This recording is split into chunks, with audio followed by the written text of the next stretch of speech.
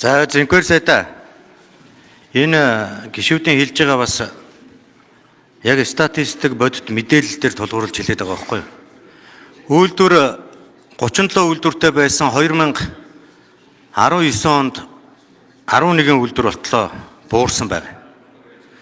За үр дүнгээр нь юу болчиход байна вэ гэхээр ш тэнхэр сайд үн тогтоодог монопол, олигопол зах зээл өөрөө бодиттой бий болчихжээ. Сонголт байхгүй болсон. 2 том үйлдвэр нийлээд 50-аас дээш өв. 3 том үйлдвэрийн үйлдвэрлэлд нийлээд нийт зах зээлийнхаа 78%-ийг үйлдвэрлэдэг болчихсон. Улмаар өгсөн хөвөлдөж үнэ нэмдэг болсон гэдэг мэргэжлийн байгууллагын дүгнэлт нь удаадараа гарсан. Жишээлбэл шудраг өрсөлдөөн хэрэглэгчийн төлөө газар 2023 онд гурилын үн 2021 оноос 78%-аар өссөн учраас өгсөн хөвөлдөж үнэ нэмсэн байна гэдэг дүгнэлтийг гаргасан. Тухайн үед нь гурилын үйлдвэрүүд шудраг өрсөлдөөн хэрэглэгчийн төлөө газрын шийдвэрийг шүүгт өгөөд зогсоолгосон. Төрийн гарсан мэргэжлийн агентлагийн гаргасан шийдвэрийг шүүгт өгөөд 2 жил зогсоолгоод 2 жилийн дараа шүүхийн шийдвэр гарч байгаа юм. Тэгэхээр тухайн цаг үед нь үн нэмэгдэжсэнтэй төр тэмцэх гэхээр шүүгт өгсөн хэлбэрээр энэ шийдвэрийг зогсоочдөг. Эргээ зах зээл нь өөрөө олигопол хэлбэрээр яваад байгаа юм. Түүнээс дотоодын үйлдвэрлэлийг энэчээ муу байна. Дотоодын үйлдвэр байх хэрэггүй гэж үзэж байгаа нэг ч гишүүн гарахгүй. Гол нь энэ зах зээлээ яаж зохицуулах юм бэ? Мэдээж салбараа хамгаалах ёстой, тариаланчтай хамгаалах ёстой, үйлдвэрүүдэд хамгаалах ёстой. Гэхдээ энэ бүгдийн цаана бид төр хэрэглэгчийнхаа эрх ашигыг хамгаалах ёстой. Үйлдвэр байж ивэл хэрэглэгчид үнэтэй бүтээгдэхүүн хэрэглэдэг байж болно гэдэг ойлголтоор бид асуудалд хандаж ерөөсөө болохгүй. Тэгвэл хэрэглэгчдийн гар дээр очих байгаа бүтээгдэхүүн яавал чанартай, яавал хямд, яавал зах зээл дээр нөрсөлдөөн байх юм бэ гэдэг асуудлыг бид ярих ёстой байхгүй юу? Өнөөдөр та хөдөө сум дээр яваад очиж үзсэн байх. Хөдөө сумын төвд амьдарж байгаа иргэнд ямар ч сонголт байхгүй.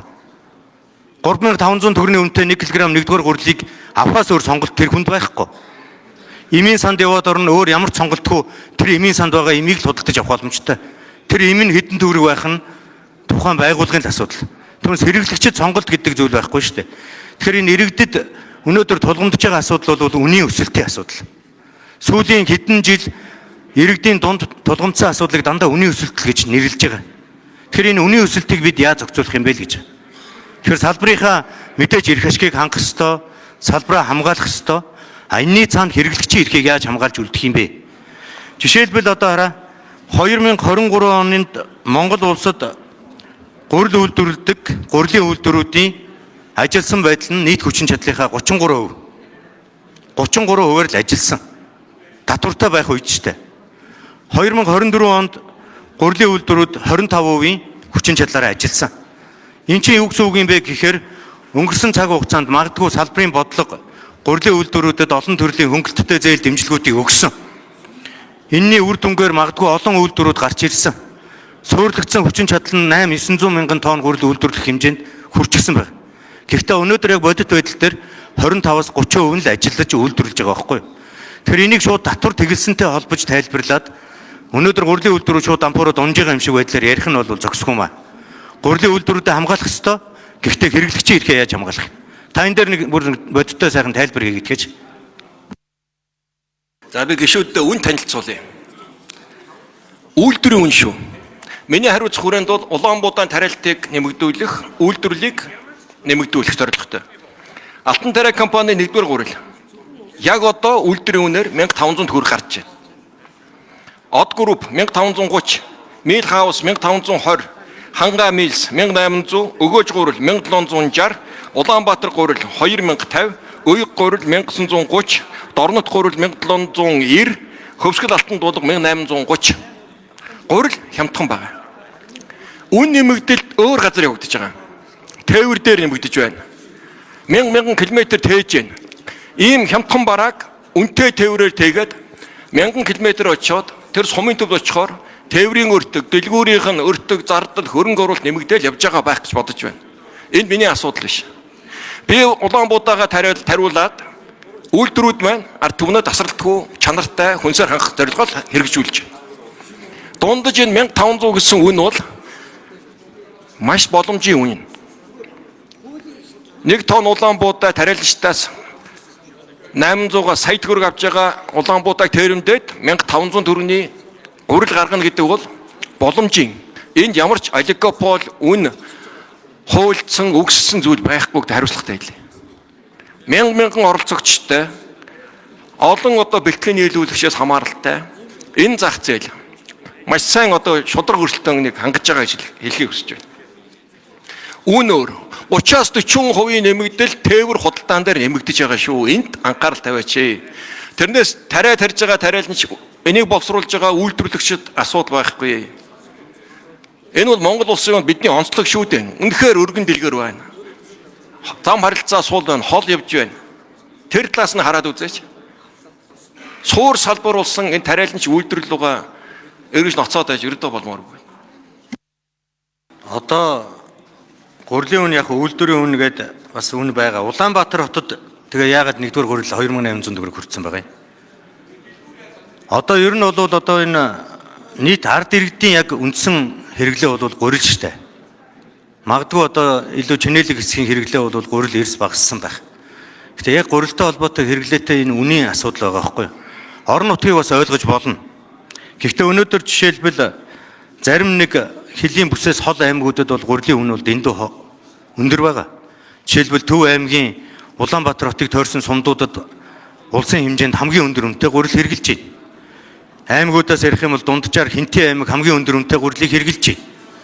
Тэгэхээр энэ үнэтэй гэж байгаа үг чинь таны саяны хэлсэн үйлдвэрээс 1500-600 төгрөгөөр гарч байгаа юм бол яагаад зах зээл дээр очихороо 3500 хүртэл үн нэмэгдээд байгаа юм бэ л гэдэг асуудал шүү дээ. Яг өнгөрсөн жилийн татвар тэглэхтэй холбоотой асуудал ярьж байхад манай Идэр Бат гишүүн хэлжсэн санагдаж байна. 2023 оны хавар 50 кг-ийн шуудатай гурил 65 мянган төгрөг байжсэн чинь 2024 оны хавар 4-р сард ирэхэд 50 кг-ийн шуудаа гурил 120 мянган төгрөг цаашлаад бүр 140 мянган төгрөг хүртлээ үн өслөө гэдэг асуудал чуулган дээр яригдчихсэн. Яг бодиттой амьдрал дээр.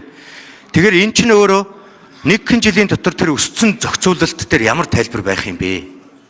Энийг яагаад айжмаар зохицуулт хийгдэж чадаагүй юм бэ гэдэг асуудал байхгүй.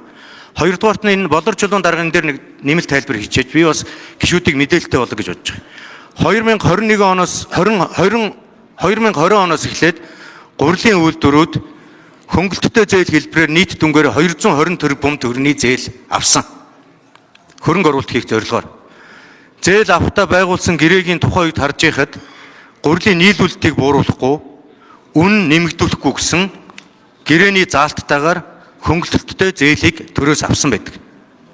Зарим үйлдвэрүүд нь авсан зээлээ гурлийн үйлдвэрлэлийн сайжруулахад зориулаагүй өөр зүйл зарцуулсан байсан нь ч бас тухайн үеийн шалгалтаар илэрж ирсэн.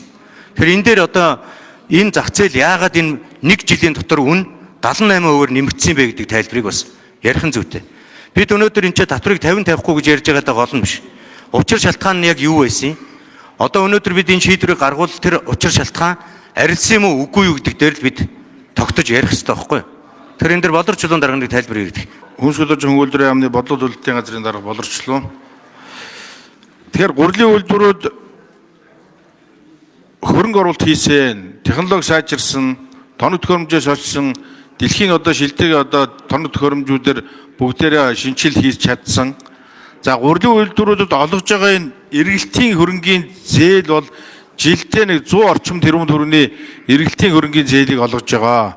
За 100 тэрбум төгрөг гэдэг бол 80-аас 100 мянган тонн буудаг худалдаж авах ийм мөнгө байгаад байгаа. За бид жилдээ 400 мянган тонн буудаа авлаа, ургац хурааж авлаа гэж тооцох юм бол энэний 4-1-тэй тэнцэх хэмжээний ийм эргэлтийн хөрөнгийн зээлийг бол сүүлийн жилүүдэд гурлийн үйлдвэрүүдэд олгож байгаа.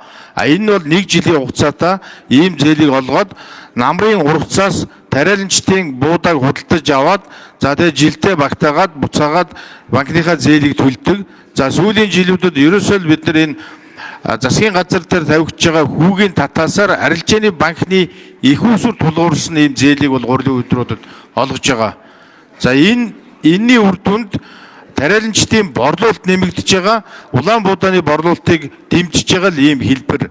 За хөрөнгө оруулалт тал дээр бол өөрсдөө бас гурлийн үйлдвэрүүд хөрөнгө оруулалтаа хийсэн, технологио сайжруулсан, чанарын хувьд ямар ч асуудалгүй болсон зэрэг нь бол өөрсдийн тодорхой хэмжээний хөрөнгө оруулалтын үр дүн гэж ингэж харж байгаа. За өнгөрсөн жилийн орж ирээд байгаа Оросын холбооноос орж иж байгаа гурил бол бас яг Үний хувьд бол өөрөө хоёр янзын үнэтэй байгаа. За нэгдүгээрт нь яг улсын стандарт хангасан гурил нь бол манай дотоодын үйлдвэрүүдийн үнэтэй ойролцоо буюу 1700-800 төгрөгөөр орж иж ирсэн. Энэ нь бол энэ ГОСТ стандартыг хангасан гурил орж ирээд байгаа. За 1300-аас 1400 төгрөгөнд зарагдаад байгаа гурил нь бол бас тэр гурилын үзүүлэлтүүдийн нэгээс хоёр үзүүлэлтийг хангахгүй байгаа. Техникийн нөхцөл хангасан ийм гурлууд орж ирээд байгаа. Тэгээ энэ дээр бас чанарын хоёр өөр зөрүүтэй байдал байгаа учраас мэдээж тодорхой хэмжээний хэрэглэгчд бол үн хямдыг сонгож байгаа хэдий боловч яг үйлдвэрлэл дээр, цайны газар дээр, нарийн бовны цэг дээр бол энэ туу нөхцөлийг хангасан одоо энэ гурлууд бол төдийлөн борлуулалтгүй одоо нэг удаа аваад эргэж авахгүй байна гэдэг тал дээр бид нар бас зах дээгүүрээ судалгаа хийхэд ийм асуудалтай бас тулгарч ирсэн гэдэг хэлье. Боловсруулалтын дарга хариулах уу, инквайри сайд хариулах уу? Одоо жишээ нь өнгөрсөн жил улсын хурлд одоо баг бачаргал гэж хүн санаачилсан баха. Мэдээж татвартай холбоотой асуудал ингээд явж байгаа юм бол экспортод гарах бодлогыг дэмжээч. Гурилаа экспортод гарга, үр тариагаа экспортод гарга гэдэг зүйлийг улсын хурлаас тогтоол батлаад өгсөн. Би түрүүн хэллээ шүү дээ. Монголд өнөөдөр суурьлагдсан байгаа хүчин чадлынхаа 25-аас 30% нь үйлдвэрүүд ажиллаж байна. Тэр үйлдвэрүүдэд асар том боломжууд байгаа байхгүй юу?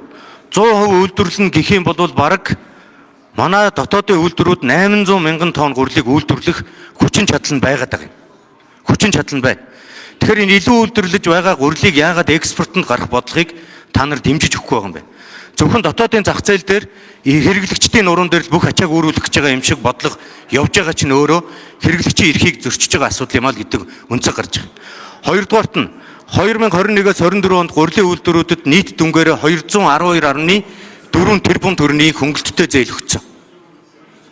Тэр хөнгөлөлттэй зээлийн бодлого чинь өөрөө энэ гурилын үйлдвэрлэлийнхаа хүчин чадал, зах зээлийнхаа багтаамж энэ бүх зүйлийг тооцож өгсөн зээл байд юм уу? Ерөөсөө үйлдвэр болгон ингээд нэг зээл аваад ам зогооч гэдэг байдлаар өгөөд байгаа юм уу? Ахаад жил болгон 100 тэрбум төгрөгийн эргэлтийн хөрөнгөний зээл өгдөг гэж байна. Гэтэл гурилын үйлдвэрүүдийг худалдаж авдаг үр тарианы зах зээл чинь өөрөө 225 тэрбум төгрөгийн зах зээл. Нэг ёсондоо гурилын үйлдвэрүүд тэгвэл 50% нь төрөөс авсан хөнгөлөлттэй зээлээр бизнес хийж штэ жил болгон. Тэг эн чинь өөрөө зөв юм уу?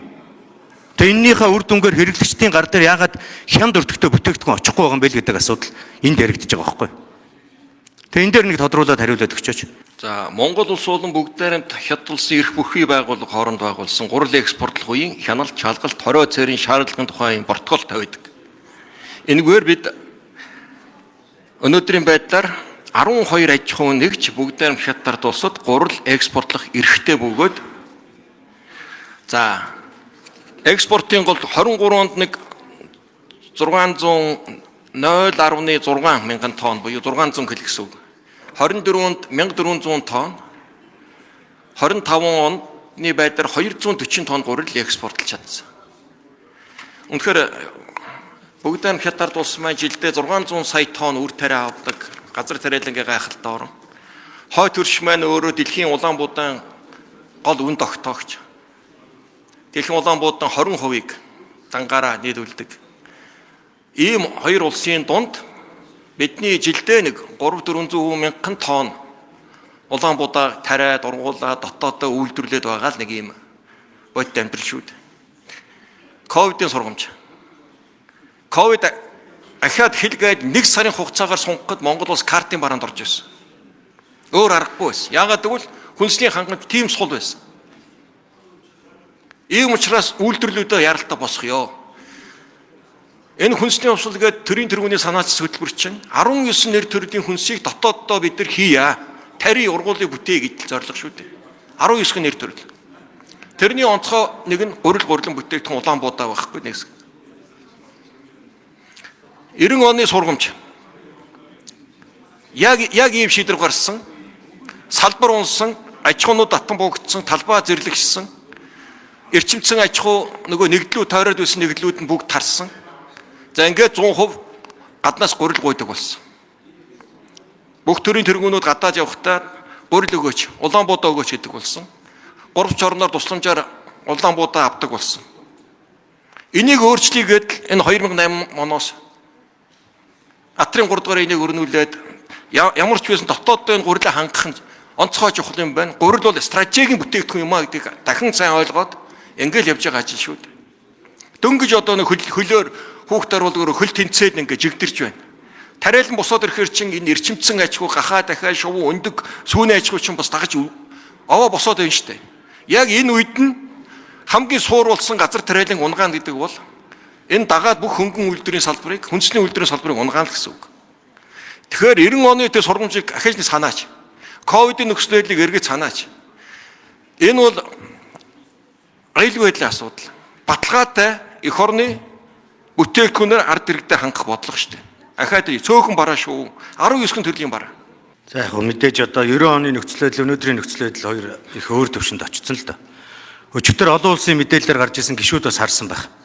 Япон улсад сүүлийн 2 жилийн дотор гол үндсэн хэрэглээ болсон цагаан буудаа үнэ нь 2 дахин нэмэгдсэн учраас импортынхоо нөхцөлийг хөнгөлөөд татваргүйгээр бүгд найрамдах Солонгос улсаас их хэмжээний цагаан буудаа импортлох шийдвэрийг өчигдөр гаргасан байна шүү дээ. Жишээлбэл өнөөдөр Монгол улсад 1 тонн улаан буудаан дундаж үн $200-аас $250 өртөгтэй байна. Үнэтэй байна. Гэтэл дэлхийн зах зээл дээр $120 үнэтэй байж байгаа байхгүй юу? Тэгэхээр яагаад бид энэ зах зээлийг өөрөө ингэж дэлхийн зах зээлтэйгээ ойролцоо төвшөнд явуулах нөхцөл боломжийг бүрдүүлж чаддаггүй байл гэдэг асуудлыг энэ ч яриад байгаа. Түүнээс ерөөсөө нэг зүйлийг маш сайн ойлгох ёстой. Үндснийхээ үйлдвэрлэлд дургүй нэг ч улсын хурлын гишүүн байхгүй. Хэрэглэгчдийнхээ нуруунд дээр хүнд ачаа өрүүлэхгүй гэсэн иргэдээсээ сонгогдсон улсын хурлын гишүүд энэ ч асуудал хандаж үгэлээ сууж байгаа. Тэгэхээр энэ байдлаа бол бид гол нь зөв гарцаа яаж олох юм бэ гэдэг асуудал байхгүй юу? Өнгөрсөн жилийн үдүед нөхцөл байдал ямар байсан, өнөөдөр ямар болсон, цаашдаа бид яг яаж явах юм бэ гэдэг асуудлыг шийтгэж байгаа л гэж харж байгаа. Тийм учраас өнөөдөр засгийн газраас өргөн барьсан энэ асуудлыг улсын хурлаар хилцээд явъя гэдэг өнөөдөр улсын хурал дээр хилцэх хэсгийг шийдвэрлэхээр хилцүүлэг болж байгаа. Хуулийн зорилго бол ганцуудын хохирлыг барагдуулахад хямд гурал, хямд тэжээлээр хангах шаардлага байна гэж үздсэн. Ингээд импортоор квотгүй хязгаарлалтгүй авсан. Ингээд доктортой байдал хангагдсан үр дүнд үн унсан байна. Би үйлдвэрүүдийн одоо үнийг танилцууллаа. Дунджаар 1 кг 1-р гурал 1500-аас 2000 төгрөгөн дээр үйлдвэрээс худалдаанд шилжиж байна. Инхээр энэ зорилго бол биелжээ гэж би хэлээд байгаа юм. Хоёрдугаар энэ уулуурхаагаас ангид эдийн засгийг бий болгох гол тулгуур нь энэ хүнс хөдөө аж ахуй хөнгөн үйлдвэрийн салбар. За энэ салбарын маань ерөөсөө хамгийн том суурь нь газар тариалан байна. Тэнд тарьж ээж ургаж ээж тэр нь малын тэжээл гахаа дахианы тэгжээл за энэ өөрөө хөнгөн үйлдвэрийн хүнсний үйлдвэрийн гол түүхэд болж байгаа зүйл маань газар тариалангаас бий болж байгаа. Газар тариалан нь өөрөө үр тариан дээр тогтож байгаа. Улаан буудаан тариалтыг бид аль болох нөгөө стратеги гэдэг талаасаа бодож доктортой тариалтыг хангаж явах нь онцгой чухал байдаг. За мэдээж бас технологи сайжирж байна, тариаланчид маань бусад олон төрлийн таримл руу бас шилжиж байна. Зөвхөн ганц улаан буудаа тариад ээж болдгоо. Заавал сэлгээ хэрэгтэй болдог. Сэлгээг бид нэмэгдүүлж байна. Түрүүн хэлдэг тосны ургамал, тэжээлийн ургамал, за мөн үр тариа гэсэн чиглэлээр ингээд сэлгээг удамл одоо нэмэгдүүлэх буюу олон төрөлт бүтээгдэхүүнтэй болох зорилгыг энэ натрийн төрдүрээр дэвшүүлээд шаардлагатай үр бордоо техникийг хангаад ингээд ажил явж байна. Ирэх жилийн амар ихэд манай газар тариалан бүтээгдэхүүн нэлээд олон төрөлттэй болоод нэлээд экспортын одоо шин чанартай болчихсон. Газар тариалангаас бид нэг хамгийн багадаа $100 сая экспорт хийчихсэн ийм л зорилготой ажиллаж байгаа юм. Тэгээд газар тариалан өөрөө босоод ирэхээр энэ бусад аж ахуйнууд чинь дагаад бий болж байна. Энэ гахаа дахиа шувуу өндөг сүүний энэ эрчимцэн аж ахуйнууд. Ерөн суурин л газар тариалан. Тэр тэжээлийн бааз. Тэгээд өнгөрсөн бид нар жилүүд чинь тэгэл 9 сая мал ерөөсөө хөлдөөгөө л осгоод алчиж байгаа шүү дээ. Яг үүндээ бол. Тэгээд жоохон тэжээлтэй байсан бол, жоохон нөөцтэй байсан бол нэг ийм эрсд гарахгүй. Тэр $1 бид нар ингээд үр ашиггүй байгаль тавьд туучаад 100 гэдэг эзэн бийгүй үнд буруу гэдэг. Энэ бол одоо тун хариуцлагагүй. Сайн тэжээлээ тарья. Нөөцөө бүрдүүлээд ингээд байхад бол тэр гинтийн байгаль цагуур давтахаа болоод малчтын орлогонч доктортой, салбарч доктортой, хөдөө аж ахуй өөрөө их цогц салбар болохоор доктортой байдлыг их шаарддаг. Нэг нөгөөсөө маш хамааралтай байдаг. Зөвхөн одоо шууны аж ахуй гэхэд энэ жил 50,000 тонн үр тариа хэрэглэдэг болж эхэлж байна. Манай газар тариалангийн 10% шууных нь өндөгнийх нь хэрэглээд эхэлж байна. За гахааных нь хэрэглэдэг болж байна, сүүнийх нь хэрэглэдэг болж байна. Ингээд бусад аж ахуйнуудын хэлбэрт Энэ газар тариалангийн өнгө төрхийг бол эрс өөрчилж байгаа. Энд олон мянган ажлын байр бий болж байгаа. Инквайри сайд бас энийг нь зөв ойлгох хэрэгтэй тийм ээ. Гишүүд бол одоо мэдээж одоо татвартай байх, татваргүй байх гэдэг асуудлаас гадна ер нь цаашдаа яг ямар зохицуултууд хийж үн өсөхгүй байх нөхцөл хангагдах юм бэ гэдэг дээр л төвлөрөөд байгаа гэдгийг салбар талаас их зөв хараарай. Түүнээс одоо татвар тавиулан тавиулахгүй гэж хэрүүл хийж байгаа даа болно ш. Эцсийн бүлэг дээр хэрэглэгчийн эрх ашиг, хэрэглэгчийн гар дээр очиж байгаа гол нэрийн бүтээгдэхүүн өндөр үнэтэй биш, өргөн сонголттой байх тэр боломжийн талаар илүү ярьж байгаа л гэдэг талаас нь хараарай.